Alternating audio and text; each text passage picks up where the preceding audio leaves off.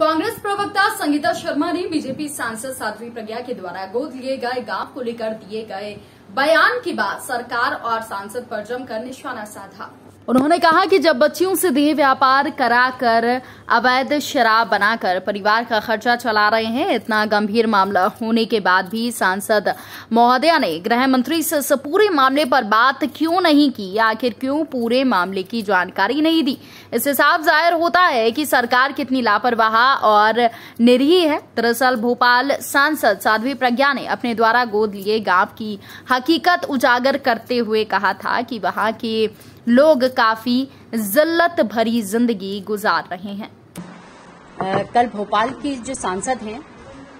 प्रज्ञा सिंह ठाकुर जी द्वारा एक सार्वजनिक मंच से एक कार्यक्रम के दौरान उन्होंने एक बात का खुलासा किया। खुलासा इस बात का किया कि जिन गांवों को उन्होंने गोद ले रखा है, उन गांवों की जो बस्तियां हैं, उन बस्तियों में क्या हालात हैं और किस तरीके से वहां के लोग अपना जीवन यापन कर रहे हैं। इस गंभीर मसले को उन्होंने सार्वजनिक करते हुए बताया है कि गोद लिए हुए गांव में जहां पर 4 साल की, 5 साल की, 6 साल की बच्चियां हैं, उनके माता पिता के पास न खाने को है और ना कोई बिजनेस है। कच्ची शराब बनाने का काम करते हैं और कच्ची शराब बनाकर उसे बेचने का काम करते हैं। ये एक अवैध तरीके से किया जाता है और जब अवैध तरीके से किसी कार्य को किया जाता है तो पुलिस उसे पकड़ती है और जब उन लोगों को पकड़कर पुलिस थाने ले जाती है तो उन्हें छुड़ाने के लिए उन्हें जिस तरीके का कार्य करना पड़ता है वो बहुत ही शर्मनाक है, बहुत ही दुखद भी है। क्योंकि मध्य प्रदेश में 18 वर्षों से माननीय शिवराज सिंह चौहान जी की सरकार है और वो लगातार कहते हैं बच्चियों के लिए,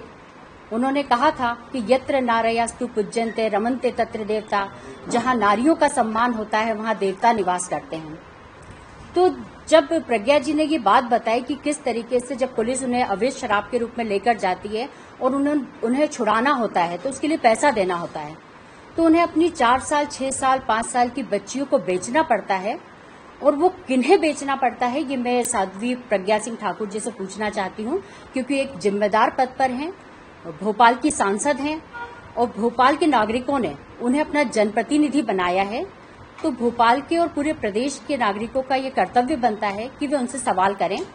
और ये मैं प्रदेश की जनता की तरफ से जिस सब कुछ सवाल हैं जो उनसे पूछना चाहती हूँ, ये पूछना चाहती हूँ कि जब इतना गंभीर मामला था, क्योंकि मध्य प्रदेश में बेटी बचाओ बेटी पढ़ाओ एक नारा दिया जाता है और उस नारे को भारतीय जनता पार्टी, उनकी सरकार लगातार जोर जोर से चिल्लाती है कि हम बेटियां बचा रहे हैं, बेटियां पढ़ा रहे हैं। ये ऐसी बस्तियां हैं जिन्हें सांसद महोदया ने खुद गोद लिया हुआ है और वो खुद वहां की यथास्थिति बता रही है। मतलब उन्होंने खुद स्वीकार किया है कि वहां पर ऐसी स्थिति हो